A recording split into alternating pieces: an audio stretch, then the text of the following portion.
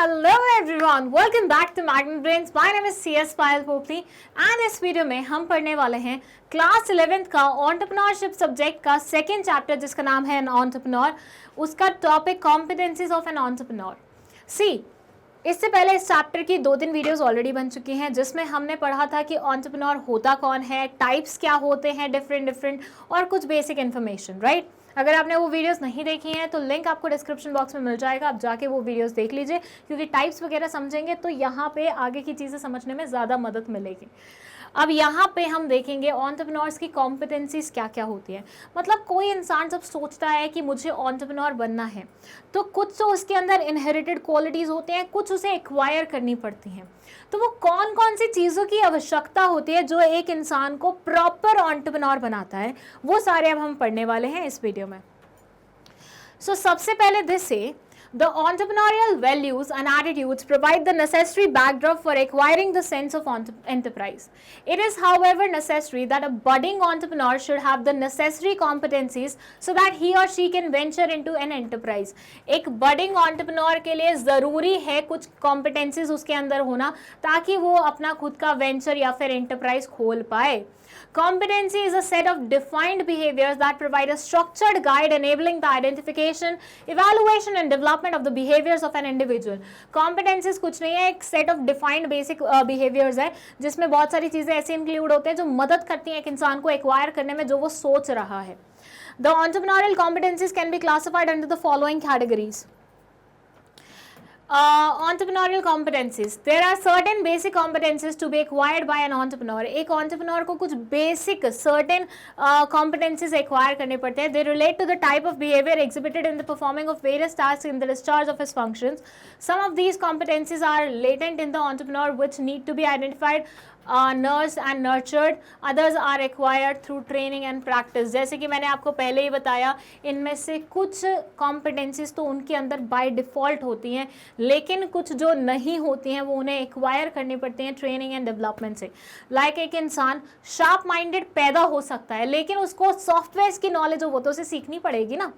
मैं sharp minded पैदा हुई थी, मेरा माइंड बहुत शार्प है, that's something which I was born with, लेकिन उसका मतलब ये तो नहीं है कि मैंने सारी बुक्स पढ़ ली हैं, मुझे सब आता है इस जहान में, नहीं, उसके लिए तो मुझे बुक्स पढ़नी पड़ेंगी ना। तो कुछ चीज़ें एंटरप्रेन्योर के अंदर पहले से ही होती हैं और कुछ चीज़ें वो एक्वायर करता है ट्रेनिंग और डेवलपमेंट के थ्रू, ठीक है।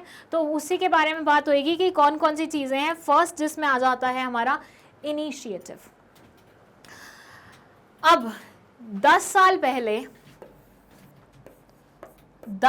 पहले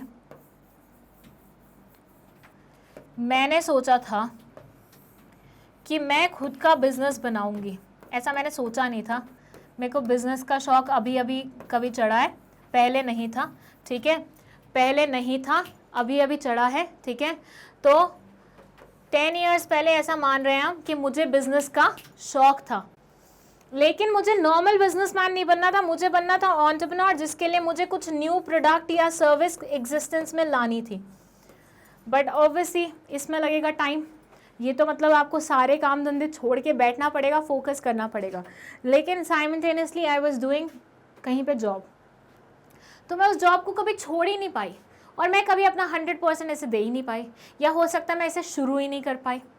तो यहाँ पे आप ऐसे मानिए कि मेरी सोच कैसी है, मैं जॉब कर रही हूँ, मुझे फिक्स्ड रेम्यूनरेशन मिल रही है, मेरा सपना है मुझे एंटरप्रेन्योर बनना है, लेकिन मैं वो रिस्क जो इन्वॉल्व है अपनी जॉब को छोड़ने का और फिर उसके बाद इस पर वर्क करने का पहले और उसके बाद ये सक्सेसफुल होता है कि नहीं होता है, हर एक चीज़ में रिस्क छुपा हुआ है, राइट। मैं उतना रिस्क लेने के लिए कभी तैयार ही नहीं हो पा रही हूँ। मतलब मैं कोशिश कर रही हूँ कि शुरू करें, लेकिन अल्टीमेटली मुझे वो जो पैसा फिक्स्ड रेम्यूनरेशन के रूप में जॉब के उसमें मिल रहा है, मैं उसमें इतना ज़्यादा अड़ चुकी हूँ कि मैं इधर के बारे में अभी अपने मन को तैयार नहीं कर पा रही, रिस्क लेने के लिए तैयार नहीं हो पा रही। तो यहाँ पे मैं क्या अच्छी एंटरप्रेन्योर बन पाऊंगी, या फॉर दैट मैटर मैं एंटरप्रेन्योर भी बन पाऊंगी? आंसर है नहीं। एंटरप्रेन्योर बनने के लिए सबसे पहले तो आपको इनिशिएटिव लेना पड़ता है। बहुत सारे लोग उस टाइम पे आपकी बुराई करते हैं, आपको कुछ भी बोलते हैं। जैसे अगर आप माने, 2 एग्जाम्पल देती हूँ, एक यूपीएससी स्टूडेंट्स का, एक इन्फ्लुएंसर्स का। जो यूपीएससी स्टूडेंट्स होते हैं जब वो शुरू करते हैं, कई यूपीएससी स्टूडेंट्स को बहुत अटेम्प्ट्स लग जाते हैं. Like there is this friend of mine जिसने ऑलमोस्ट लाइक मतलब पहले 4 अटेम्प्ट्स हुआ करते थे, फिर 6 कन्वर्ट हो गए थे उसमें. तो उसने शायद मतलब अपने पूरे अटेम्प्ट्स लाइक कंप्लीट कर लिए थे. उसने इतने अटेम्प्ट्स दिए थे और कभी कभी वो बीच में 1-1 साल का गैप भी लेता था. सो जब वो लास्ट अटेम्प्ट दे रहा था ना, मैनी पीपल वर लाइक छोड़ो इसे, कुछ लाइफ में बढ़िया कर लो, कुछ अच्छा काम कर लो. ऐसे ही मेरे साथ भी अभी परसों से हुआ. मैं अपने कॉलेज गई थी पुराने, वहाँ पे I told my teachers like they were asking me कि आपने क्या क्या किया है after you completed your graduation from this college. तो I told them like I have done this this this this this. तो मैंने 5-6 डिग्रीज का नाम ले दिया बिकॉज मेरे पास डिग्रीज हैं. दे वर लाइक बेटा अब थोड़ा कमाना भी शुरू कर दो, मतलब काम करना भी शुरू कर दो, कब तक पढ़ती रहोगे. तो आई टोल्ड देम मैं कमा रही हूँ, मैं मैग्नेट ब्रेन्स में काम कर रही हूँ. I was by default wearing this T shirt only. तो they saw it and they were like अच्छा okay okay got it.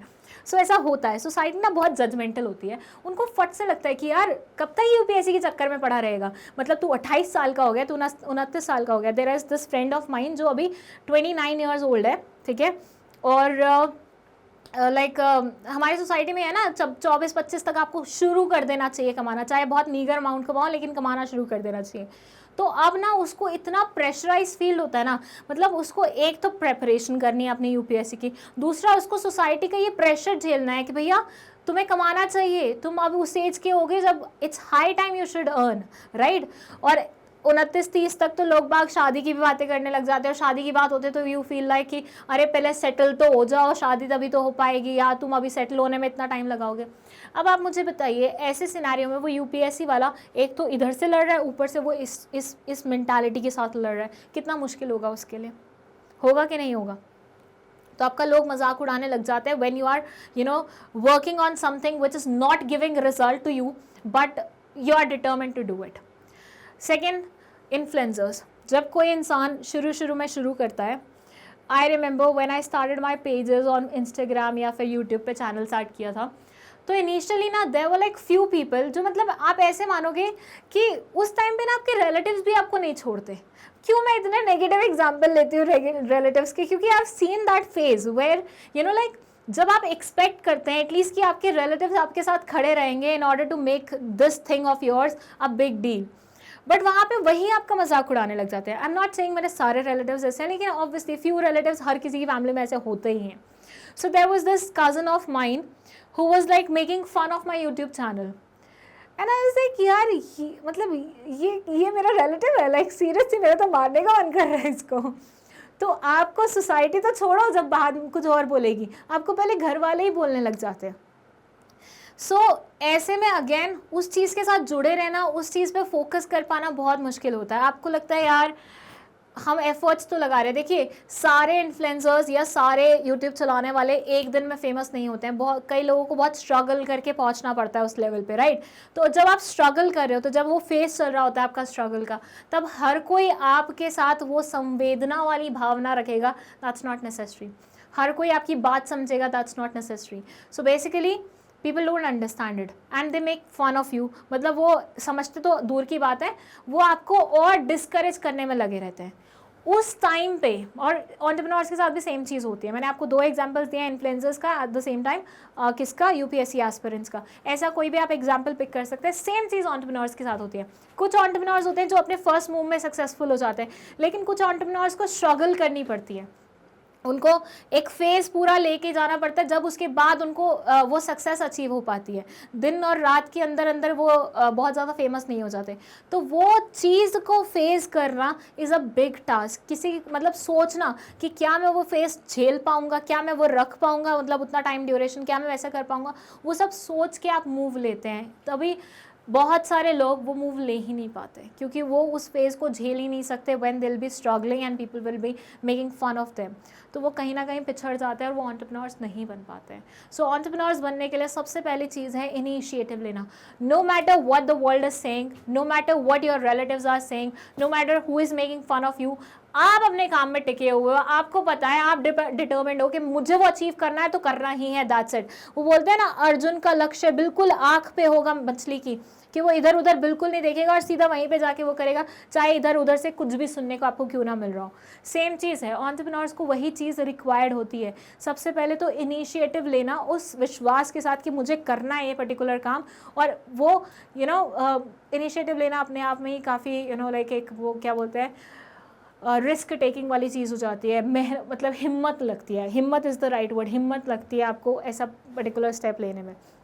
So one of the most fundamental competencies required for entrepreneurs is the ability to take initiative. It is rather the first step in the enterprise. ये पहला step होता है enterprise में. An entrepreneur has to be keen observer of the society, the commercial trends, the product types, the change dynamics and the consumer trends. Once he or she decides to take the initiative, what matters is the speed with which he or she is going to function. एक बार अगर तुमने पहला कदम रख लिया, उसके बाद तुम्हें बस अपने स्पीड पे काम करना है, बट वो पहला कदम रखना बहुत मुश्किल होता है। बहुत लोग अपने जॉब्स को नहीं छोड़ पाते हैं, नो मैटर उनका कितना मन क्यों ना हो बिजनेस करने का, क्योंकि अगेन रिस्क इन्वॉल्व होता है, सोसाइटी का प्रेशर इन्वॉल्व होता है, स्ट्रगल्स इन्वॉल्व होती हैं, घर वालों के बहुत सारे ऐसे थॉट्स इन्वॉल्व होते हैं। सो किसी भी एंटरप्रेन्योर के लिए पहली बेसिक सीढ़ी होती है initiative. It's basically a ladder जिस पे आप एक एक करके चढ़ते जाएंगे, बट जो फर्स्ट आपका स्टेप होता है that is called the initiative. Okay, चलिए, now let's talk about second competency which is required for an entrepreneur. This is creativity and innovation. ये क्या बोलते हैं देख लेते हैं। Okay, so इसमें ये बोलते हैं competency in creativity and innovation are sometimes basic traits of certain individuals. He or she might not have any new ideas. He or she may use the creative ideas and innovative products and services to meet the challenges of a situation, take advantage of the utility of a new idea or product to create wealth. ये बोलते हैं कि ज़रूरी नहीं है कि हर एक entrepreneur के पास एक नए आइडिया हो प्रोडक्ट या सर्विस से रिलेटेड। समटाइम्स ऐसा भी हो सकता है कि वो ऑलरेडी एग्जिस्टिंग प्रोडक्ट में कुछ न्यूनेस लाते हैं। लाइक एक बहुत ही बेसिक एग्जाम्पल उन्होंने दिया है पोटैटो चिप्स की पैकेजिंग चेंज करने का। अगर मान लीजिए आप अभी तक पोटैटो चिप्स बेच रहे थे, ठीक है, you were selling it in a transparent polythene जैसे वो लोकलाइज करते हैं, ठीक है, तो आपकी सेल्स उतनी ज़्यादा हो नहीं रही थी, क्योंकि कोई भी इंसान देखता तो उसे लगता था अरे ये तो लोकल माल है यार, इसको नहीं खरीदते। क्योंकि हम इंडियंस की आदत है ना, हम जैसे ही ट्रांसपेरेंट पॉलीथीन देखते हैं हमें लगता है यार ये तो किसी लोकल ने बनाया है, ये नहीं हो पाएगा, ये नहीं यूज़ कर पाएंगे। तो हमें क्या चाहिए, हमें चाहिए कि मैन्युफैक्चर होके आ रहा है, मतलब कुछ भी चीज़ बन के आ रही है फ्रॉम अ फैक्ट्री और समथिंग। तो जैसे ही आपने पैकेजिंग चेंज की उसकी, जैसे ही ट्रांसपेरेंट पॉलीथिन को हटा के you brought some creative colourful packaging, तो सामने वाला बंदा इंप्रेस हो गया, मैं यही खरीदूंगा। और काफ़ी बार तो बच्चे ऐसे होते हैं, सारे उनके वेफर्स उनके सामने रख दो, किसी भी वेफर का टेस्ट कितना अच्छा क्यों ना होगा, उनका हाथ उस वेफर पे जाएगा जिसकी पैकेजिंग बहुत बढ़िया होगी, कलरफुल होगी, ब्राइट होगी, वाइब्रेंट होगी।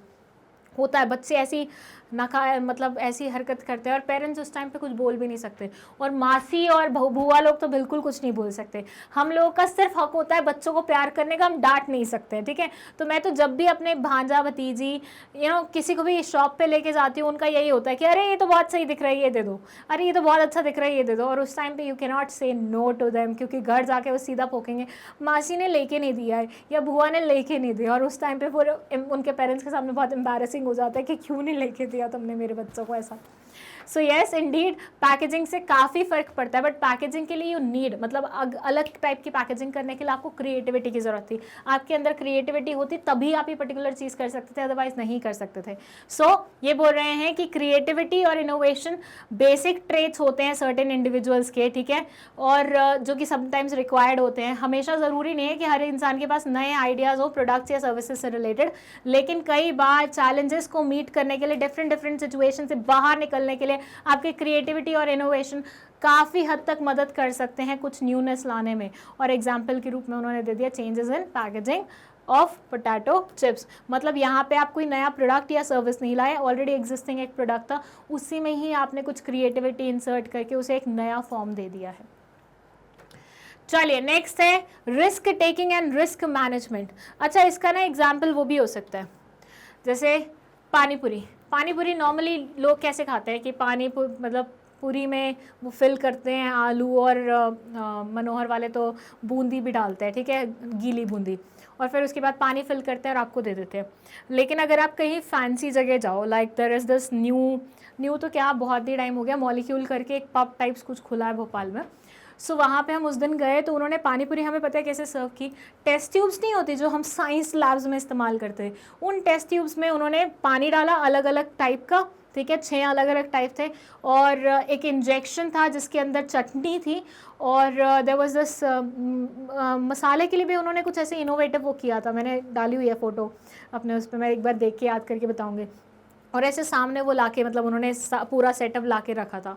और एक और चीज़ थी, कुछ गर्म पानी था और कुछ उन्होंने वो जो टेस्ट ट्यूब्स थी उनके नीचे एक उन्होंने वो रखा हुआ था वेसल टाइप्स, आपको वो गर्म पानी उसमें डालना था तो उससे एकदम से धुआं निकलता है, आई गेस नाइट्रोजन और वो था या क्या था, मैं साइंस में बहुत बुरी थी, आई एम सॉरी। तो कुछ ना कुछ तो था जिससे धुएँ उड़े थे गर्म पानी डालने से उस पर्टिकुलर चीज़ में, और बहुत अच्छा इम्पैक्ट क्रिएट हुआ था। So this was how they served it. तो आप ऐसे देखिए, नॉर्मल पानी पूरी आप 10 रुपये में खाते हो, या फिर अगर थोड़े फैंसी जगह चले जाओ तो आपको 100 रुपये तक की पड़ जाते हैं या 60 रुपये तक की पड़ जाते हैं। उससे महंगे मैंने कभी खाई नहीं है, खुद के पैसों से एटलीस्ट, ठीक है, क्योंकि मुझे वर्थ नहीं लगता। आई प्रेफर ईटिंग 10 रुपये वाली पानी पूरी ही, वैसे बता दूँ, ठीक है। सो वहाँ पे वो पानी पूरी वॉज ऑफ आई गेस कितने की थी वो, 300 समथिंग की थी। तो just because you gave it a different form, आपने थोड़ा सा धुएं उड़ा दिए तो आपने 10 रुपये की चीज़ को 300 रुपये की बना दी, और थी भी वाहियात। I didn't like it at all, मतलब मुझे वो 10 रुपये वाली पानी पूरी ज़्यादा अच्छी लगती है। तो यहाँ पे टेस्ट वेस्ट में कुछ एनहेंसमेंट नहीं किया आपने, उसका फॉर्म चेंज कर दिया, बेकार सी चीज़ भी आपने इतने महंगे पैसे पे बेची। This is also called creativity. Creativity की कैसे लूटे लोगों को हम आज की डेट में, ठीक है।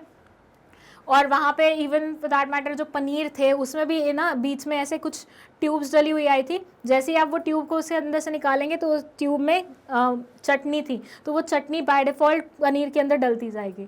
बहुत बहुत इनोवेटिव चीज़ें कर रखी थी उन्होंने, लेकिन वो प्राइजेस बढ़ाने वाले तरीके थे। चलिए नेक्स्ट है risk taking and risk management. एक एंटरप्रेन्योर को क्योंकि इतना सारा रिस्क फेस करना पड़ता है, भैया उनकी तो जर्नी ही शुरू रिस्क से होती है। इनिशिएटिव लेना कि भैया मुझे एंटरप्रेन्योर बनना है, वो एक फैसला रिस्क पे बेस्ड होता है, जिसमें अगर आपने हाँ कर लिया उस रिस्क को उस टाइम पे हैंडल तो आप आगे बढ़ सकते हैं। तो एक एंटरप्रेन्योर को बहुत अच्छे तरीके से पता होना चाहिए पहले तो रिस्क लिया कैसे जाए, और एट द सेम टाइम उस रिस्क को मैनेज कैसे किया जाए। देखिए रिस्क लेना अच्छी बात होती है, लेकिन हमेशा कैलकुलेटिव रिस्क लेना चाहिए। जब बिल्कुल आप कुछ सोचे समझे बिना कूद जाते हैं ना, वो होता है एक्सट्रीम लेवल का risk which might prove very harmful for you, ठीक है। तो ये एंटरप्रेन्योर जो होता है ना एक बैलेंस मेंटेन करता है। ये बोलता है मैं रिस्क लूँगा भी उतना लूँगा जितना मैं देख सकता हूँ, या फिर उससे थोड़ा सा ज़्यादा ले लूँगा, लेकिन मैनेज हमेशा कर पाऊँगा, मतलब इतनी श्योरिटी वो अपने हैंड में रखता है। So this an entrepreneur ventures into new ideas and new services, he और she trades into areas of uncertainty. There are several elements such as demand supply in the market, resources availability, acceptability of the product, design and service, which throw a potential challenge to the entrepreneur. In order to attune oneself in the skill of risk taking and management, he should practice in several areas of entrepreneurial functions such as entering into new market. For example, when Dhirubhai Ambani faced the cash crunch, he took the risk of issuing shares in 1977 to the public when they were not that aware about the share market. 1977 में जब धीरूभाई अंबानी ने cash crunch face किया था, मतलब cash की shortage थी उनके पास, तो उस टाइम पे उन्होंने इशू किए थे शेयर्स, जबकि पब्लिक अभी शेयर्स को लेके उतना कंफर्टेबल भी नहीं थी, उन्हें पता भी नहीं था उस चीज़ के बारे में, वो ज़्यादा नोन भी नहीं थी उस एस्पेक्ट से। तो उस टाइम पे Dhirubhai Ambani took this particular step which was very extreme on his way, but लिया उन्होंने। सो एक एंटरप्रेन्योर के अंदर उतनी क्षमता होनी चाहिए कि मैं रिस्क ले सकता हूँ। वो लोग ना जो कुछ अनवांटेड सा देख के उनकी लाइफ में जो उनको नहीं चाहिए होता है, वो देख के घबरा जाते हैं, पैनिक करने लगते हैं, उनका सारा दिमाग वाग सब बंद हो जाता है, सब कुछ सोचना वोचना बंद हो जाता है। ऐसे लोग फिर अच्छे एंटरप्रेन्योर्स नहीं बन सकते। रीज़न बीइंग, अगर आप ऐसी डिफ़िकल्टी वाली सिचुएशन में पैनिक करने लगोगे तो आप बनी बनाई चीज़ को डिस्ट्रॉय कर दोगे, which is not a good idea obviously for entrepreneurs. So आपको उस टाइम पे अपने आप को काम कंपोज कैसे रखना है ये आपको आना चाहिए, ताकि आप उस रिस्क को मैनेज कर सको, ठीक है। बहुत सारी चीज़ें ना बिजनेस में ऐसी होती हैं जो आपके पर्सनल लाइफ से रिलेटेड होते हैं। अब आप मुझे बताओ, एक रिलेशनशिप में आप किसी के साथ हो, ठीक है, it can be your friends का relationship, it can be with your parents, anybody, right. तो जब आप उनके साथ रहते हो, अगर मान लीजिए कोई भी इधर उधर वाली सिचुएशन आती है और आप पैनिक करने लगते हो, तो आप क्या करोगे? और आप सामने वाले पे चिल्लाने लग जाते हो because you are not able to handle your mind, आप नहीं सोच समझ के बोल रहे हो, तो आप क्या कर रहे हो? वो रिलेशनशिप खराब कर रहे हो ना। बिजनेस के साथ भी आपका रिलेशनशिप वैसा ही होता है। अगर आप अपने माइंड को काम नहीं रख पाते, कंपोज वे में नहीं एक्ट कर पाते, अगर आप नहीं समझ पाते इस टाइम पे मेरे बिजनेस को किस चीज़ की ज़रूरत है, मुझे कैसे एक्ट करना चाहिए, आप अपने बिजनेस के साथ अपना रिलेशनशिप खराब कर दोगे और अल्टीमेटली उसका रिजल्ट ये होगा कि आपका बिजनेस क्रैश कर जाएगा और आप एज एन इंडिविजुअल फेल कर जाओगे, ठीक है। बहुत सारे लोग ना अपने बिजनेसेस को, अपने एंटरप्राइज को ना बिल्कुल बेबीज़ की तरह पालते हैं, अपनी प्रायोरिटी रखते हैं। ओके, नेक्स्ट है problem solving. Once an entrepreneur is aware that he has ventured on a new area and has taken certain calculated risk, he or she should also be aware that many problems are bound to come in the path of success. He or she should understand that there is more than one way of solving problems. Look for alternative strategies or resources that would help to solve the problem, generate new ideas, products and services. For example, when an entrepreneur faces cash crunch, they should look for alternative sources for receiving funds. Ratan Tata shifted the manufacturing plant of nano cars, from Singur to Sanand due to unforeseen complexities. Okay, so basically, जैसे मैंने आपको बताया कि being an entrepreneur आपको daily basis पे कुछ ना कुछ फेस करना ही पड़ेगा, ठीक है। बिजनेसमैन के साथ भी सेम होता है, बिजनेसमैन को भी कुछ ना कुछ ऐसे अनफोर्सीन इवेंट को देखना पड़ता है, वो करना पड़ता है और उसके अकॉर्डिंग अपने आप प्रिपेयर करना पड़ता है। तो प्रॉब्लम सॉल्विंग का ये एस्पेक्ट आपके अंदर होना चाहिए। You should be one such person जिसके पास लोग अगर प्रॉब्लम लेके आ रहे हैं या जिसकी खुद की लाइफ में अगर प्रॉब्लम चल रही है तो उसे पता होना चाहिए what will be my next move, मुझे इस चीज़ से निकलना कैसे है, मुझे इससे बाहर कैसे आना है। आपको उस प्रॉब्लम से डर के दुबक के किसी रूम में छुप के नहीं बैठना है, आपको उस प्रॉब्लम से लड़ने की हिम्मत होनी चाहिए। तो प्रॉब्लम सॉल्विंग वाली एक एस्पेक्ट आपके अंदर आनी चाहिए जो ज़्यादा आती है एक्सपीरियंस के साथ। तो दिस इज़ नॉट समथिंग जो आप नॉर्मली वो करते हैं, दिस इज़ नॉट समथिंग जो आपके अंदर पहले से होती है। कुछ लोग हाँ बाय डिफ़ॉल्ट ऐसे बॉर्न होते हैं कि उनके अंदर प्रॉब्लम सॉल्विंग की वो होती है। जैसे my elder sister, she is very mature, I don't know, बचपन से वो बहुत ज़्यादा मेच्योर है, वो प्रॉब्लम्स को ऐसे सॉल्व कर लेती है। और ऑन द अदर साइड मैं तो आई wasn't born with that quality, but obviously this quality can be acquired. कैसे? एक्सपीरियंस के साथ। आप काम करेंगे, आप बहुत सारी प्रॉब्लम्स को फेस करेंगे। इनिशियली आपको थोड़ी डिफिकल्टी होगी, इनिशियली आप थोड़ा डरेंगे, समझेंगे कैसे करेंगे क्या नहीं करेंगे, बट अल्टीमेटली क्या होगा उससे कि एक दिन ऐसा आएगा जब आप पक चुके होंगे, अगर सही वर्ड्स में बोले तो you will be prepare to face this particular world या फिर प्रॉब्लम्स। मतलब अगर मैं आपको एक एग्जांपल दूँ तो when I was doing my CS internship, initially I was working under 2 of my seniors. मतलब उस फर्म में उतना ज़्यादा काम नहीं था CS का, लोग ज़्यादा हायर कर लिए थे। तो मेरे 2 सीनियर्स थे, एक इमीडिएट सीनियर थी, एक सुपर सीनियर थी और मैं तीसरे नंबर पर थी। तो ऐसा होता था, कोई भी काम आता था ऑब्वियसली बॉस को क्या चाहिए होता है कि जल्दी से काम कराना है, तो वो किसको देते थे? सीनियर को देते थे। अब ना मतलब सुपर सीनियर को देते थे। अब if super senior is busy तो कोई थोड़ा बहुत काम कहाँ आ जाता था? इमीडिएट सीनियर के ऊपर आ जाता था। लेकिन मेरे को तो कभी काम मिलता ही नहीं था, इसलिए initially I was not able to learn anything. मतलब मुझे बहुत ही बेसिक नेचर के स्कैनिंग और ये और वो पता नहीं क्या क्या काम मिल जाते थे। नीचे से पेन लेके आओ, ये करो वो करो, प्यून वाले काम करवाते थे। इंटर्नशिप में कराते हैं आपको, बिल्कुल you are treated like a office boy ऐसा। तो एक दिन ऐसा हुआ, my super senior also went on छुट्टी, my immediate senior also went on छुट्टी। मतलब सुपर सीनियर के घर में कोई फंक्शन था, जो इमीडिएट सीनियर थी इसको पढ़ाई के लिए जाना था 15 दिन के लिए। तो 15 दिन मेरे को सिंगल हैंडेडली उस चीज़ को मैनेज करना था, बट मैंने तो कुछ सीखा ही नहीं था। तो उस टाइम पे initially for 1-2 days it was very difficult for me, क्योंकि मैं डर के ऑफिस जाती थी। I also use to make excuses कि यार कोई मौका मिल जाए कि ऑफिस नहीं जाना पड़े, क्योंकि जब आपको काम नहीं आता ऑब्वियसली यू फील स्कैर्ड, क्योंकि एकदम से कोई काम आ गया, you are not able to do it, लोगों के सामने बेइज्जती हो जाएगी ना, ऐसा लगता है आपको।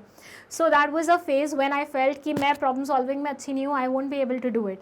बट जब मुझे 15 दिन अपने सीनियर्स के बिना काम करना पड़ा, इनिशियली 1-2 डेज मुझे बहुत डिफिकल्टी आई थी, बहुत ज़्यादा डिफिकल्टी आई थी, लेकिन 3-4 डेज बाद मैं थोड़ा बहुत सीखने लगी and after 10-15 days I was like prepared कि हाँ अब आप तुम मुझे कोई भी फॉर्म दो, मैं भर के दिखाऊंगी तुम्हें, ऐसा हो गया था।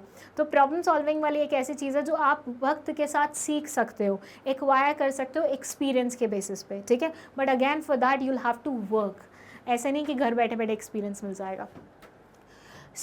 ये बोल रहे हैं कि रतन टाटा जी को जब मैन्युफैक्चरिंग प्लांट मतलब जो नैनो की कार जहाँ पे बनती थी सिंगूर में, वहाँ पे प्रॉब्लम्स आने लगी तो उन्होंने क्या किया, उन्होंने ये उनके सामने एक प्रॉब्लम खड़ी थी और इस प्रॉब्लम को फेस करने के लिए उन्होंने क्या किया, सॉल्व करने के लिए उन्होंने क्या किया, अपनी जो प्लांट थी वही शिफ्ट कर दी from that place to this place, ठीक है। तो आपके पास ऑल्टरनेटिव्स होने चाहिए, आपको ऑल्टरनेटिव्स खोजने चाहिए कि इस प्रॉब्लम से बाहर कैसा निकला जा सके। बहुत सारे लोग होते हैं जो प्रॉब्लम्स पे फोकस करते हैं, बट बहुत कम ही लोग होते हैं जो उस प्रॉब्लम से निकलने पे फोकस करते हैं। तो जैसे ही तुम्हारे सामने कोई भी प्रॉब्लम आए, तुम्हें ऑप्शन ढूंढने चाहिए कि इसका क्या क्या क्या क्या क्या ऑप्शन बनते हैं, कैसे मैं इससे बाहर निकल सकता हूँ, and ultimately you will be out of that problem and you will B acquiring this new trait in you. और ये भी कॉम्पिटेंसी रिक्वायर्ड होती है एंटरप्रेन्योर बनने के लिए। Now let's move to the next competency, that is leadership। ये भी बहुत ज़्यादा इंपॉर्टेंट है। क्या है ये देख लेते हैं। देखिए, एंटरप्रेन्योर वो नहीं है जो दूसरों को बोले चलो काम करो काम करो काम करो काम करो। समझो, एंटरप्रेन्योर बॉस से डिफरेंट है। एंटरप्रेन्योर एक लीडर होता है, वो बोलता है मैं तुम्हारे आगे चलता हूँ, तुम मुझे फॉलो करते हुए चलो। बॉस क्या करता है, बॉस तुम्हारे सामने खड़ा हो जाएगा, बोलेगा काम करो काम करो काम करो काम करो काम करो, वो खुद कुछ नहीं करेगा। अभी ना मेरी रिसेंटली एक इंसान से बात हो रही थी, an old friend of mine. तो आई आस्क्ड हिम कि like what do you do in your office nowadays. Like initially when he started from very basic level, but then अब वो क्योंकि उस ऑफिस को पूरा मैनेज करने लग गया है, तो आई आस्क्ड हिम कि what exactly is your work now, work profile क्या है तुम्हारी। I got this very funny answer from him. He said, I don't do anything. I get money just for the supervision thing. That's it. मतलब I was so startled after listening to this because to be honest वो MB के office का ही है। पुराने cameraman, senior cameraman हैं, पहचान ही गए होंगे। So I was asking him कि नए ऑफिस में क्या करते हो आप। तो मैम मैं सच्ची कुछ नहीं करता हूँ, मैं सब पे नज़र रखता हूँ, मुझे उसी के पैसे मिल रहे हैं आजकल। तो आई वाज लाइक यार ये तो सही है बिल्कुल, मतलब बहुत अच्छी जॉब है। तो वो जॉब कैसे होती है, वो सुपरविजन वाली जॉब ऐसी होती है कि आपको बस नज़र रखनी है, आपको खुद इन्वॉल्व नहीं होना कहीं पे, आपको खुद उनका वो नहीं करना। बॉस भी ऐसे ही करते हैं, वो आपको ऑर्डर्स देते हैं, इंस्ट्रक्शंस देते हैं, अल्टीमेटली वो देखेंगे कि भैया बंदे ने काम किया कि नहीं किया। खुद नहीं देखेंगे तो वो एक सुपरवाइज़र रख देंगे जो देखने का काम करेगा, लेकिन ये खुद काम नहीं करेंगे।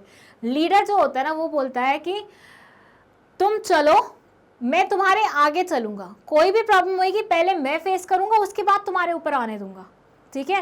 ये यहाँ पे तुम्हें इंस्ट्रक्शन देने के लिए नहीं बैठा होता, ये तुम्हें गाइड करने के लिए बैठा होता है। तो एक पर्टिकुलर एंटरप्रेन्योर में ये कॉम्पिटेंसी भी होनी चाहिए कि उसे लीडरशिप क्वालिटीज़ होनी चाहिए, उसके अंदर बॉसी क्वालिटीज़ नहीं होनी चाहिए कि भैया नाक घुसाते रहे, क्या कर रहे हो क्या कर रहे हो क्या कर रहे हो, ये करना वो करना वो करना वो करना, और लोगों को इरिटेट करते रहो। नहीं, आप लीडर बनो, आप उनका साथ दो, उनकी प्रॉब्लम को समझो, अपना काम अगर तुम उससे निकलवा रहे हो तो उनके वेलबींग के बारे में भी सोचो। It says an entrepreneur should also be an effective leader who should be able to guide and motivate his or her entire team. ये अपनी पूरी टीम को गाइड और मोटिवेट कर पाए, ऐसा इंसान होना चाहिए entrepreneur. Whenever a company faces problem, it is the willpower and effective business acumen and communication skills which oversees the success of the corporation. अगर मान लीजिए कोई भी कंपनी फेस करती है problems, it is the will power and effective business acumen. ये leader की will power होती है जो मतलब उस प्रॉब्लम से उस पर्टिकुलर कंपनी को निकलने में मदद करती है। सो इन शॉर्ट, किसी भी चीज़ से घबराए बिना पूरी टीम को अपने साथ लेके जाना, उनके वेलबींग के बारे में सोचना, खुद उनके आगे खड़े होकर उन्हें फॉलो करने के लिए बोलना, ये होती है leadership quality, again which is required for what, entrepreneurs के लिए, ठीक है। देन है persistence. Now what is that. अब I have seen many people जिनके अंदर कैपेबिलिटीज़ बहुत होती हैं। मैं अपना ही एग्जांपल ले लूँ क्या? नहीं यार, मैं अपनी बुराई खुद से कैसे कर सकती हूँ? नहीं, I will not take my own example, let me take किसका एग्जाम्पल, किसकी बुराई करूँ यार। ओके चलो, this is this random friend of mind, मैं कोई नाम नहीं लूँगी क्योंकि मेरे दोस्त वैसे ही मुझसे गुस्सा बहुत जल्दी हो जाते हैं। आई डोंट वांट कि जो बच्चे कुछ दोस्ती मेरी रखी हुई है लोगों के साथ वो भी ख़त्म हो जाए। So this is a random friend, so let's name him random. So ये रैंडम फ्रेंड के अंदर बहुत सारी क्वालिटीज़ हैं, जिसमें से एक क्वालिटी है टीचिंग। ठीक है, मेरा दोस्त है तो टीचिंग ही पसंद होगी इसको भी। सो इसको टीचिंग पसंद है और करता भी अच्छी है, करता भी अच्छी है।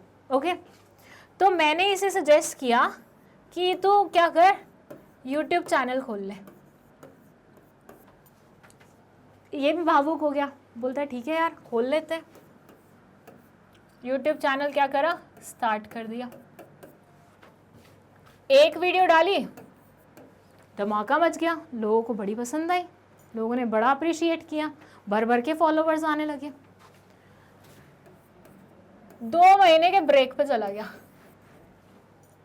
उसके बाद दूसरी वीडियो अपलोड करी, लोगों ने फिर भी अप्रिशिएट किया, उन्होंने बोला कोई बात नहीं, लगता है इनिशियली टाइम लगता है। फिर लोगों ने डिमांड करना शुरू कर दिया, इस पे वीडियो लाइए, इस पे वीडियो लाइए, ये बनाइए, ये बनाइए। भाई साहब फिर 2 महीने ब्रेक, एक वीडियो ऑन करी, फिर 3 महीने ब्रेक, एक वीडियो बनाई, फिर 2 हफ्ते का ब्रेक, एक वीडियो बनाई, फिर 4 हफ्ते का ब्रेक, एक वीडियो बनाई। लोग तो इरिटेट हो गए, जो सब्सक्राइबर्स बढ़ रहे थे ना एकदम से तेज़ी से नीचे गिरने लगे। उन लोगों ने बोला क्या है ये, मजाक कर रहे तुम हमारे साथ, मतलब तुम इतने डेज बाद वीडियोस लाते हो, व्हाट इज दिस, तुम तो परसिस्टेंट ही नहीं हो, तुम तो अपने काम करने में वो लगन ही नहीं है तुम्हारे अंदर कि तुम कंटिन्यूसली काम करते जाओ। और ऐसे में अगर तुम चाह रहे हो तुम्हारे यूट्यूब चैनल बहुत ज़्यादा फ्लरिश करेगा, that's impossible because you are not consistent with your approach. तो यहाँ पे इसका यूट्यूब चैनल उतना नहीं चल पाया। ऑन द अदर साइड मैंने ऐसा देखा है, मतलब I am saying on the basis of observations that I have made. Let's say यहाँ पे करते हैं उसका। सो ऐसे भी मैंने कुछ रैंडम लोग देखे हैं लिटरली जिनकी वीडियोस बिल्कुल रद्दी होती हैं, बिल्कुल रद्दी होती हैं। रैंडम एक्स, लिटरली इनकी वीडियोस रद्दी होती हैं, लेकिन क्योंकि ये कंसिस्टेंट हैं तो इनके चैनल बहुत फ्लरिश कर रहे होते हैं। सच में देखे ऐसे चैनल, मुझे देख के ऐसे होता है यार ये क्या है यार, मतलब सच्ची ये क्या है, ये परसिस्टेंसी का नतीजा है। That person was persistent in his approach, that's why he got मौका फ्लरिश करने का। In most cases, the entrepreneurial pursuits are new and need very close attention. Creating a need in the market for the enterprise is one of the main requirements of the entrepreneur. This calls for intense perseverance on the part of the entrepreneur. Roadblocks to success should not deter the entrepreneur. बीच में जो रुकावटें आती हैं, जो excuses आ जाते हैं आपके पास, उनसे आगे निकल के आगे बढ़ना, उनको साइड करके आगे बढ़ना इस एंटरप्रेन्योर का बेसिक काम। सो जितना भी मतलब जो भी तुम कर रहे हो उसको परसिस्टेंटली करोगे तभी तुम्हें रिजल्ट देखने को मिलेंगे। एग्जाम्पल में लिखा हुआ है, mixers when introduced did not have many customers, but today we find it an essential part of the kitchen accessories. When Mahima Mehra brought out her product Hathi Chhap, she had experimented on various other material before using elephant dung to manufacture handmade paper. So basically ये क्या बोल रहे हैं कि जब mixers आए थे, initially जब मिक्सर्स आए थे ओरिजिनली, तो उस टाइम पे उनका इतना मार्केट नहीं था। हर किसी को ना वो हाथ पे पीसने वाला मज़ा आता था, क्योंकि अगर आप देखें ना टेस्ट में डिफरेंस होता है। मिक्सर पे जो मसाला पीसा जाता है ना उसमें टेस्ट होता है, लेकिन जो हाथ से पीसा जाता है ना उसके कंपैरिजन कम होता है। हाथ से पिसे हुए मसाले का टेस्ट ही कुछ अलग होता है। तो ऐसे में जैसे बोलते हैं ना तंदूर पे सिकी हुई रोटियों का टेस्ट ही कुछ अलग होता है, बिल्कुल वैसी ही चीज़ है। तो आप कितने भी मॉडर्न किचन के इक्विपमेंट्स क्यों ना लाओ, जो ऑथेंटिक चीज़ें उन्हें रिप्लेस नहीं किया जा सकता। बट पहले ऐसा होता था, maximum ladies use to do household work, तो वो वही प्रेफर करती थी। लेकिन आज की डेट में many people are working, many household मतलब many womens are actually working, right. तो उनके पास उतना टाइम नहीं होता कि वर्क को भी मैनेज करे और ये ऑथेंटिक तरीके से खाना भी बनाए, तो उनको शॉर्टकट चाहिए होता है। तो शॉर्टकट के लिए उनके पास मिक्सर होता है जिससे आराम से ग्राइंडिंग वगैरह हो जाती है। सो येस इंडीड विद समय the demand of this particular product increase. Why? Because situation change हुई। अगर मिक्सर वालों ने पहले ही अपने प्रोडक्ट को डिस्कार्ड कर दिया होता डिस्करेज होके कि यार ये तो बिक ही नहीं रहा है, तो शायद वो आज इतनी सक्सेसफुल चीज़ नहीं बन पाता, ठीक है. So they were persistent in their approach, that's why they got this opportunity. Now let's move to the next quality, next competence, that is quality. See, quality performance में we will take example of Apple products. बहुत बार मैंने आप लोगों के सामने बोला है कि initially I was not an Apple fan. मतलब when I was doing my internship that time one of my friends, मतलब बॉस का बेटा था, उसने एप्पल प्रोडक्ट लिया था, मतलब आईफोन लिया था, और मेरे को इतना वो हुआ था, मैं आई वाज लाइक क्या लिया है, मतलब इतने पैसे खर्च कर दिए. उस टाइम पे it was of $60,000. So I was like यार ये क्या है, इतने पैसे तूने वेस्ट कर दिए, इससे बढ़िया कोई बढ़िया सा फ़ोन ले लेता, 30,000 में अच्छा खासा मिल जाता. उस टाइम की बात है, 30,000 में बहुत अच्छे अच्छे फ़ोन आ जाते थे. तो मेरे को बहुत वेला बनती लगी थी कि क्यों पैसे बर्बाद करते हैं लोग. और मुझे लिटरली ऐसा लगता था, जो भी एप्पल प्रोडक्ट्स खरीदते थे ना, उनको देख के ऐसी फील आती थी कि ये फालतू शो ऑफ के चक्कर में ही अपने पैसे बर्बाद कर रहे हैं. फिर on my birthday I got an iPad, ठीक है. भाई ने गिफ्ट किया था क्योंकि उसको लगा अब इसको ज़रूरत होएगी, iPad पे पढ़ना वढ़ना रहेगा तो आराम से मार्क वार्क कर लेगी. मेरे को नहीं चाहिए था वो चीज़, ठीक है. वो उन्होंने गिफ्ट किया तो I started using it. When I started using it, इससे पहले मैंने टैब्स इस्तेमाल किए हुए थे, और मैं मतलब I won't name the companies because obviously गलत बात बोलने वाली हूँ, बट जो भी कंपनीज़ के टैब्स मैं उससे पहले इस्तेमाल कर चुकी थी, 3 कंपनीज़ के कर चुकी थी. तीनों ना आफ्टर 1 और 2 ईयर्स ख़राब हो जाते थे.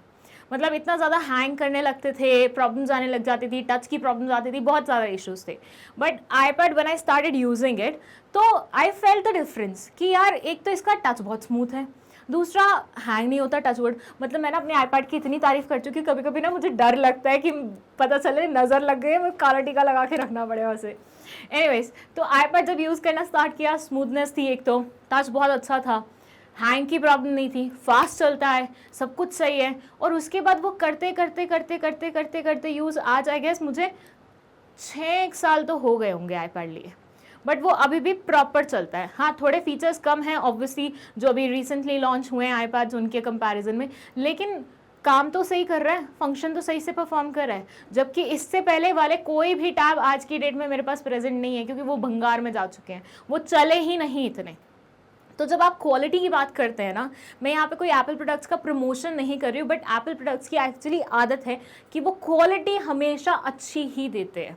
और अगर नहीं हो पाती ना, लाइक अभी रिसेंटली मेरे एक कज़न ने, मतलब मेरी एक कज़न ने iPad खरीदा था, तो उसका विद इन 3-4 मंथ्स कुछ बंद हो गया था या कुछ इश्यूज आ रहा था, तो एप्पल वालों ने पूरा का पूरा चेंज करके दिया, क्योंकि वारंटी में था वैसे भी.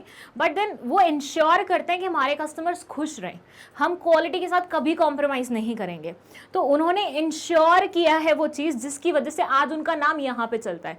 किसी भी प्रोडक्ट को जब हम कंपेयर करते हैं एप्पल के साथ, चाहे सैमसंग के प्रोडक्ट्स हो, सैमसंग के प्रोडक्ट्स में आग लग जाती थी, वहाँ के को फाउंडर्स या फाउंडर्स बोल सकते हैं कि भैया हम अपने प्रोडक्ट को लेके बहुत श्योर है, हमारी क्वालिटी ऐसी है वैसे, नहीं बोल सकते. बट एप्पल प्रोडक्ट्स के जो ऑनर हैं, मतलब स्टीव जॉब्स या फिर उस कंपनी में काम करते हुए लोग, सीना ठोक के बोल सकते हैं कि हमारे प्रोडक्ट्स में वो बात है. ये भी चीज़ आपको अलग बनाती है दूसरों से. और जब आप एंटरप्रेन्योरशिप के टूवर्ड्स जाते हैं, तो आपको हमेशा याद रखना चाहिए, आपको ऐसा एंटरप्रेन्योर बनना चाहिए जो क्वालिटी प्रोडक्ट्स दे लोगों को, क्योंकि ना लोगों की लॉयल्टी क्वालिटी प्रोडक्ट्स के साथ होती है. आई बॉट 1 प्रोडक्ट पहले, उसके बाद मैंने लाइन से सिर्फ एप्पल प्रोडक्ट्स खरीदे, और मेरे को पता है जितने लोग भी एप्पल के प्रोडक्ट्स यूज़ करना शुरू करते हैं ना, उसके बाद वो कोई और प्रोडक्ट हाथ लगा ही नहीं सकते. हाथ ही नहीं चलता आपका, वो फील ही नहीं आता आपको, क्योंकि आपको आदत बहुत स्मूथनेस की हो जाती है, अच्छी क्वालिटी की हो जाती है. तो अच्छी क्वालिटी वही इंश्योर करने से लॉयल्टी बढ़ती है. आप कस्टमर्स को फिर अट्रैक्ट नहीं करते, वो अपने आप आ जाते हैं आपके पास, ठीक है. So yes Indeed, since entrepreneurs value outstanding performance, one of the behavioral skills necessary is the sensitivity to and concern with the standards and quality of work. One develops the skill of comparing the quality of the product services with certain standards which he or she himself evolves or are set by others. मतलब कुछ standard fix करो, या तो खुद ही कर लो या फिर जो दूसरों ने बना के रखे हुए हैं, इंश्योर करो तुम्हारा प्रोडक्ट स्टैंडर्ड्स को मैच करता हो, ठीक है. एग्जाम्पल में दिया हुआ है, Steve Jobs the brain behind Apple and iPod is known to value products in all the products in to value quality in all the products introduce by the company. मतलब Steve Jobs का example दिया हुआ है कि इन्होंने हमेशा ensure किया है कि ये हमेशा क्वालिटी प्रोडक्ट्स ही लोगों को दे, और इनके प्रोडक्ट्स एक्चुअली ऐसे होते हैं जिसमें क्वालिटी बहुत बढ़िया होती है, ठीक है. चलिए नेक्स्ट है इंफॉर्मेशन सीकिंग. ये क्या बोलता है? Information plays a very crucial role at every stage of the enterprise building and management.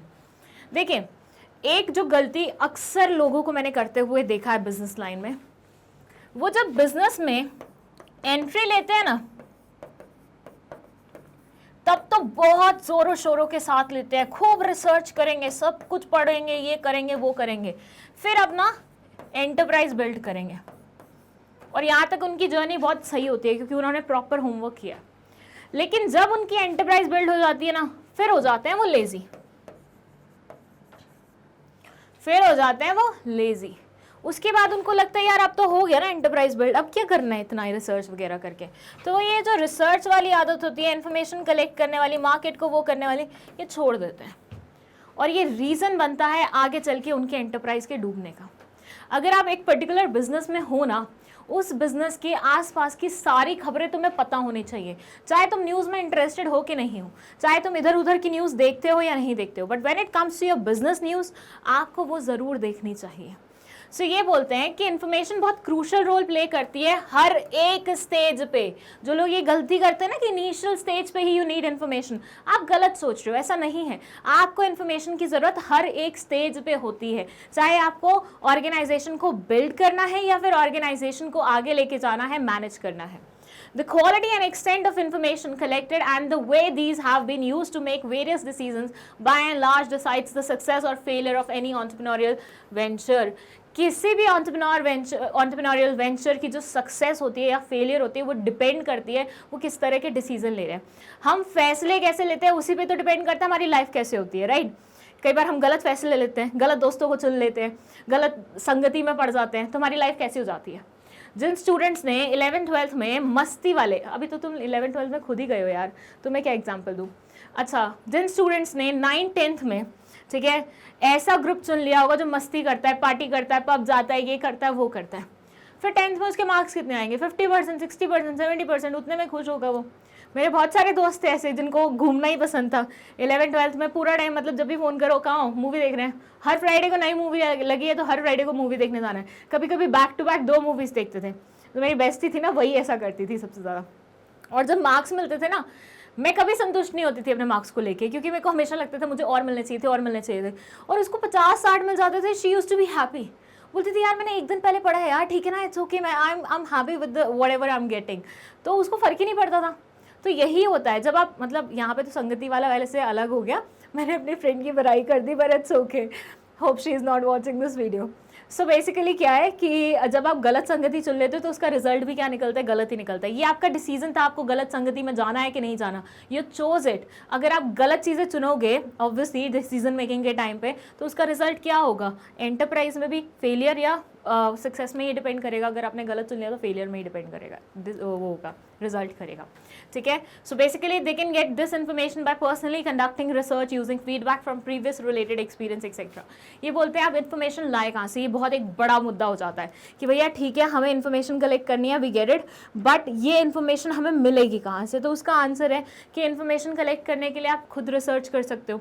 Market में बहुत सारे ऐसे पब्लिकेशन, जर्नल्स, मैगजीन्स वगैरह आते हैं जिसके बेसिस पे यू कैन रिसर्च, या फिर अपने प्रीवियस एक्सपीरियंस के बेसिस पे आप कोई फीडबैक वो करवा सकते हो। या फिर कई बार ऐसा होता है कस्टमर्स को लाइक आफ्टर परचेज पूछा जाता है कि कैसा आपका वो है, जैसे ऐप्स में होता है ना, थोड़ी देर आप कोई ऐप यूज़ करो फिर वो पूछता है रेट करोगे क्या, रेट करोगे क्या, रेट करोगे, वही तो वो क्या है, वो फीडबैक कलेक्ट कर रहा है आपका, राइट। तो बस वही चीज़ है कि यहाँ से यू कैन गेट इन्फॉर्मेशन कि और लोगों को क्या चाहिए, वो क्या चाहते हैं, वो कहाँ हमारे प्रोडक्ट से नाखुश हो रहे हैं, वो कहाँ हमारे प्रोडक्ट से खुश हो रहे हैं। ये सारी चीज़ें इंश्योर करती हैं कि आगे चल के आप अपने प्रोडक्ट में और क्या इंप्रूवमेंट्स करते हैं, ठीक है। चलिए, सो इन्फॉर्मेशन सीखी बहुत ज़्यादा ज़रूरी काम है और एंटरप्रेन्योर को वो आना चाहिए। बहुत सारे लोग होते हैं जो ऐसे सोचते हैं कि हम एंटरप्रेन्योर्स बनेंगे, लेकिन उनके अंदर ये जो क्वालिटी होती है ना, ये मिसिंग होती है। उनको पता ही नहीं होता इन्फॉर्मेशन कहाँ से कलेक्ट करनी है, कैसे करनी है, तो कई बार उनको इशू जाता है इस चीज़ से related.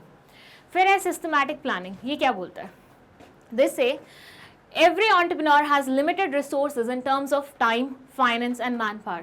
They invest their life savings and total energy in creating entrepreneurial ventures and cannot afford to lose or waste these. Before putting the whole enterprise into operation, he is required to develop a detailed blueprint. वो बोलते हैं देखो, मानते हैं तुम्हें बहुत उत्सुकता है कि तुम्हें अपना एंटरप्राइज खोलना है, मानते हैं तुम्हें बहुत ज़्यादा जल्दी है, तुम्हें ऊंचाइयों को छूना है, बट इसका मतलब ये नहीं है कि तुम बिना प्लानिंग के कूद जाओगे।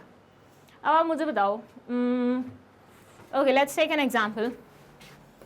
ये एक इंसान है, ठीक है, जिसका नाम है जिसका नाम है रोहित। ठीक है रोहित, अभी हम और कोई नाम याद नहीं आ रहा तो तुम्हारा ही नाम यूज करेंगे हम, ठीक है। तो रोहित को शादी करनी थी, ठीक है, बहुत जल्दी थी रोहित को शादी करने की। अब आप मुझे बताओ, इसने बस लड़की को देखा, ठीक है, एंड अगले दिन बोलता है चलो शादी करते हैं।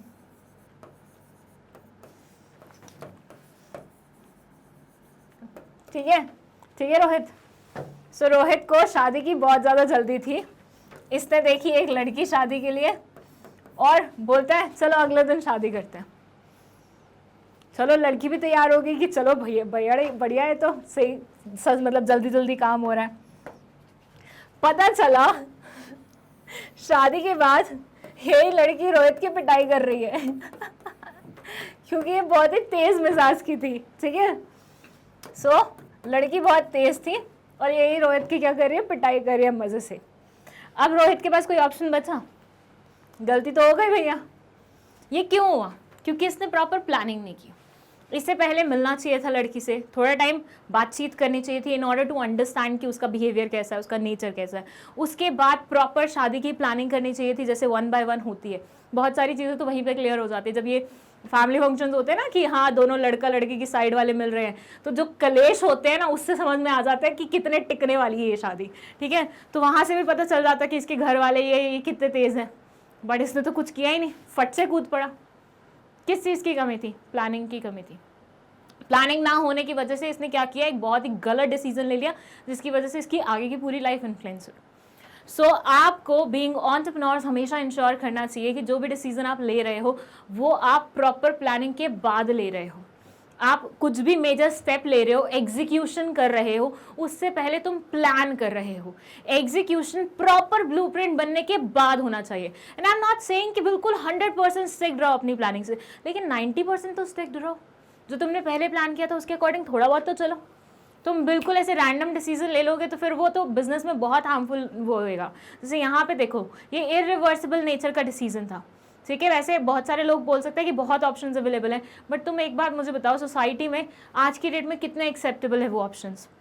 सो ऐसे ही ऑर्गेनाइजेशन में बहुत सारे ऐसे डिसीजंस होते हैं जो इरिवर्सिबल नेचर के होते हैं, और प्रॉपर प्लानिंग नहीं होने के कारण आपके बहुत सारे पैसे डूब जाते हैं, जिसकी वजह से बहुत सारे एंटरप्राइजेस को उसी टाइम पे अपने एंटरप्राइज के बाद ताला लगाना पड़ता है, जो नहीं भी चाहते होते हैं उन्हें भी, ठीक है। सो पहले ब्लूप्रिंट तैयार करो, अपनी पूरी एनर्जी उसमें दो, उसके बाद जब तुम्हें लगे हाँ I am ready with this plan, then execution part में जंप। जैसे तुम लोग गोवा का भी प्लान बनाते हो, तुम लोग छोड़ो, एमबी का बात करते हैं। मैग्नेट प्रिंस ने गोवा के बहुत सपने दिखाए थे, ठीक है, अपने लोगों को, but unfortunately I was not a part of that plan. मतलब मैंने खुद ऑप्ट आउट कर लिया था कि मुझे नहीं जाना है, और अच्छा वो मैंने कर लिया था, ठीक है। क्योंकि क्या हुआ ना, एक मस्त बढ़िया सा एमबी गोवा ट्रिप का वो बना, ग्रुप बना व्हाट्सएप पे, और उस पर रोज ऐसे ऐसे मैसेजेस आ रहे हैं, ये करेंगे वो करेंगे वो करेंगे। मेरे को नहीं पता था ऐसा कोई ग्रुप चल रहा है, क्योंकि जिन टीचर्स ने मना कर दिया था उनको उस ग्रुप में ऐड भी नहीं किया था। बट मेरे को थोड़ी सी जलन होती थी कि यार ये क्या है, मेरे बिना ग्रुप बनाया हुआ है। But it's okay. हुआ क्या फाइनली कि गोवा का प्लान कैंसिल हो गया बिकॉज ऑफ कोविड। तो एटलीस्ट इन्होंने पूरी प्लानिंग की थी कि ये करेंगे वो करेंगे। वो सक्सेसफुल हो पाया नहीं हो पाया, that's all together a different thing, लेकिन एटलीस्ट आपने अपना होमवर्क तो कंप्लीट किया। अब जैसे स्कूल में होता है, तुम्हें टीचर्स होमवर्क देते हैं। अब मान लो किसी दिन तुम होमवर्क नहीं करके गए, टीचर ने मारा। अगले दिन तुम होमवर्क करके गए, टीचर ने चेक ही नहीं किया। अरे चेक नहीं किया तो नहीं किया, at least you did your homework, you did your part, that was more important. तो वो पार्ट आपको यहाँ पे करना चाहिए, ठीक है। चलिए, now let's move to the next part, that is persuasion and influencing others.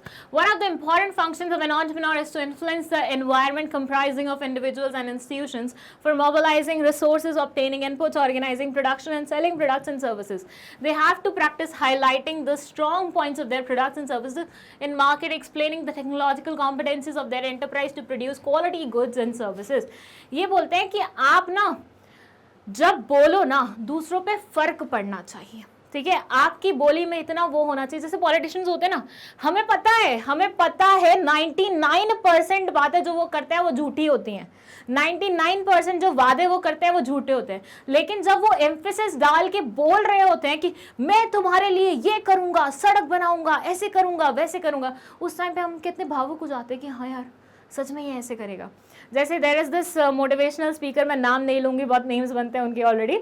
सो जब वो बोलते हैं ना और उनकी वीडियो देख लो, उस टाइम तो लगता है यार एनर्जी आ गया पूरी, जैसे ही वीडियो बंद करी फुस वही एनर्जी डाउन। ठीक है, सो बेसिकली आप बोलो तो ऐसे बोलो कि वो इम्पैक्टफुल हो, लोगों के ऊपर उसका फर्क पड़े, लोग इन्फ्लुएंस हो उस चीज से। आप अगर अपने प्रोडक्ट या सर्विस की कॉम्पिटेंसीज सामने वाले को बता रहे हो तो वो आप पर विश्वास कर पाए, भरोसा कर पाए। लाइक अगर मैं बोलूँ फर्स्ट से I am a sales person, ठीक है, ऐसा मान लो, अब ये एक बॉटल है जो मुझे बेचनी है, अब मेरे को सामने वाले को ये बॉटल बेचनी है, तो मैंने उसको बोला सर ये बॉटल ना बहुत अच्छी है, मतलब इसमें ना ऐसा होता है वैसा होता है, और आप ऐसे यकीन मानिए कि सच में ऐसा हो जाता है, ये होता है वो होता है। अब आप मुझे बताओ क्या इसका कोई फ़र्क पड़ेगा? और दूसरी तरफ मैं बोल रही हूँ सर ये बॉटल ना मैं खुद यूज़ करती हूँ, मतलब लिटरली मैं 2 साल से इसे इस्तेमाल कर रही हूँ, और इसका पानी तो क्या ही मज़ा, मतलब ठंडा रहता है, 2 दिन तक ठंडा रहता है। अब ये देखो, टोन डिफरेंट थी, एनर्जी डिफरेंट थी, बोलने का तरीका डिफरेंट था, एम्फेसिस था, और विश्वास के साथ बोला जा रहा था। पहले वाले में मैं खुद ही श्योर नहीं थी कि मैं क्या बोल रही हूँ, मैं जो बोल रही हूँ, मतलब जब मैं खुद ही इतने कॉन्फिडेंस से नहीं बोल पाऊंगी कि सर हाँ शायद इसमें पानी ठंडा रहता है, ये होता है, तो सामने वाला कैसे उस चीज़ पर विश्वास कर पाएगा?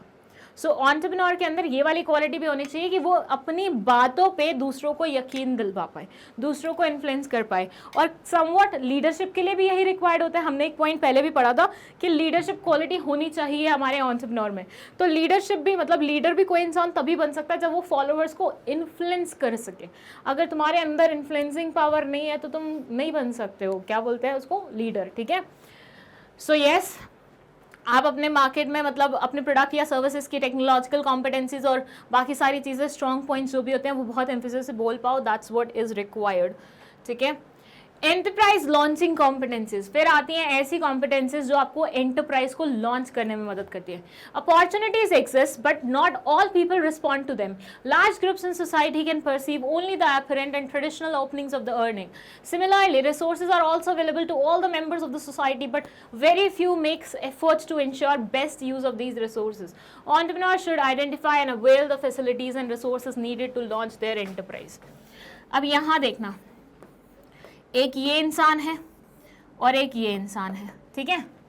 अब अच्छे एग्जाम्पल में मैं अपना नाम लेती हूँ और बुरे एग्जाम्पल में मैं नाम लेती हूँ, किसका नाम लूँ? हमारा फेवरेट अमे, ठीक है, अमे का एग्जाम्पल लिया। सो हम दोनों को हमारे पेरेंट्स ने दिए 1000 रुपीज़, हम दोनों को हमारे पेरेंट्स ने दिए 1000 रुपीज़। उसके पापा ने उसको 1000 रुपीज़ दिए, मेरी मॉम ने मुझे 1000 रुपीज़ दिए। इसने क्या किया अपने 1000 रुपीज़ का, ये गया, इसको पसंद थी एनिमे, ठीक है, तो एक मूवी दिखाया 250, नहीं चलो 500 ले लेते हैं, थोड़ा बढ़िया अच्छे पीवीआर में गया था, ठीक है। उसके बाद साथ में इसने क्या किए, पॉपकॉर्न खाए।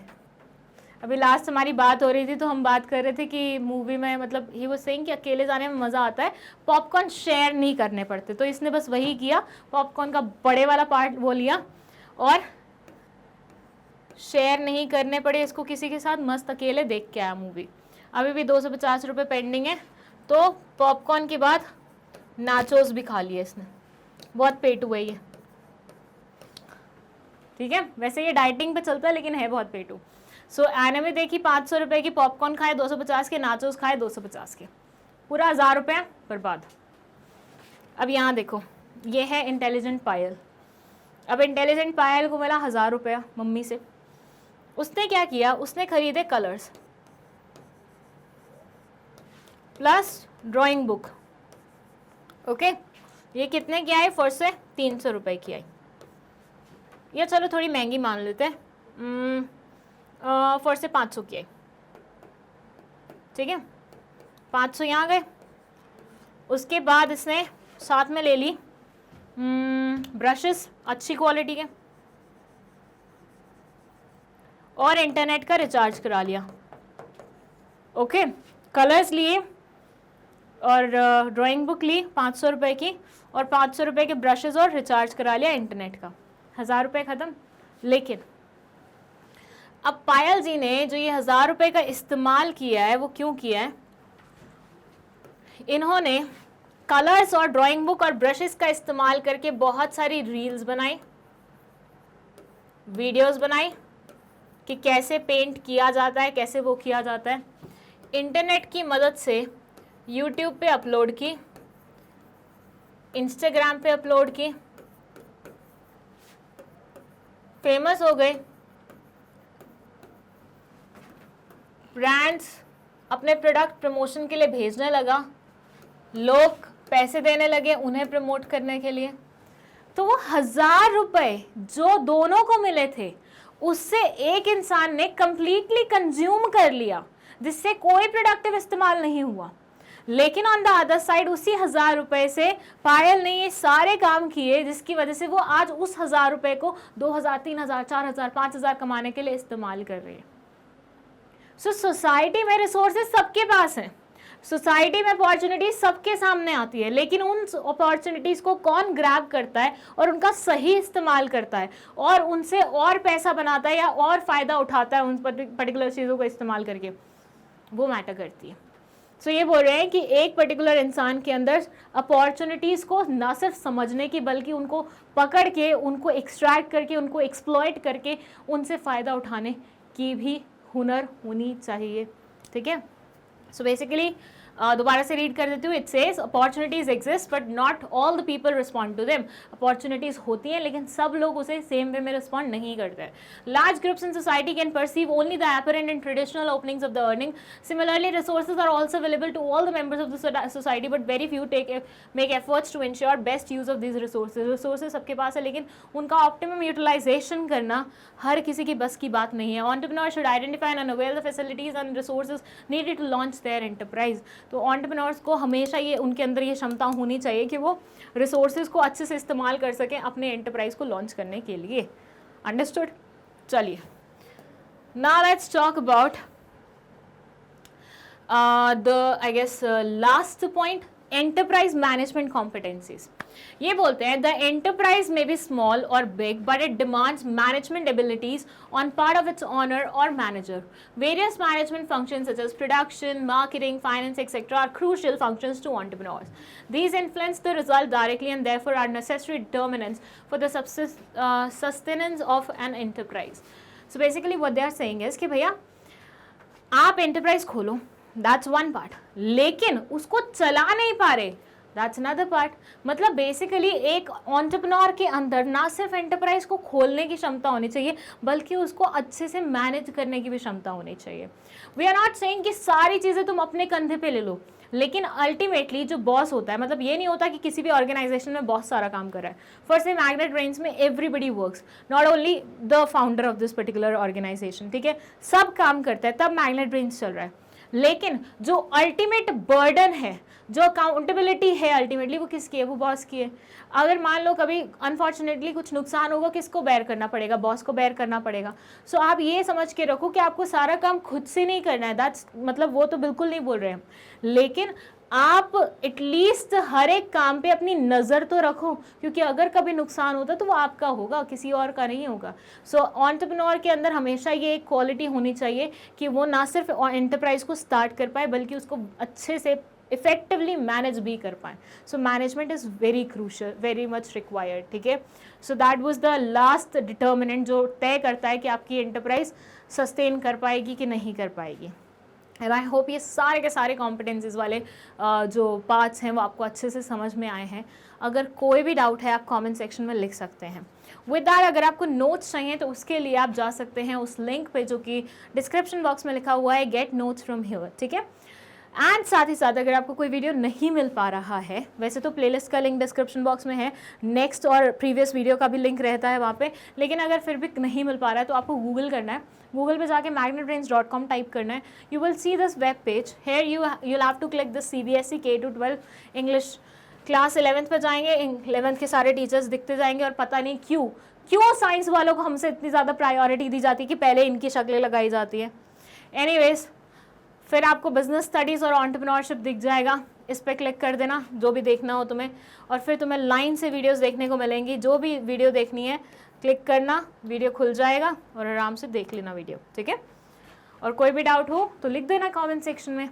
इसी के साथ हम इस वीडियो को यहीं पे समाप्त करते हैं। आई होप आपको ये वीडियो पसंद आई होगी। Thank you so much for watching it.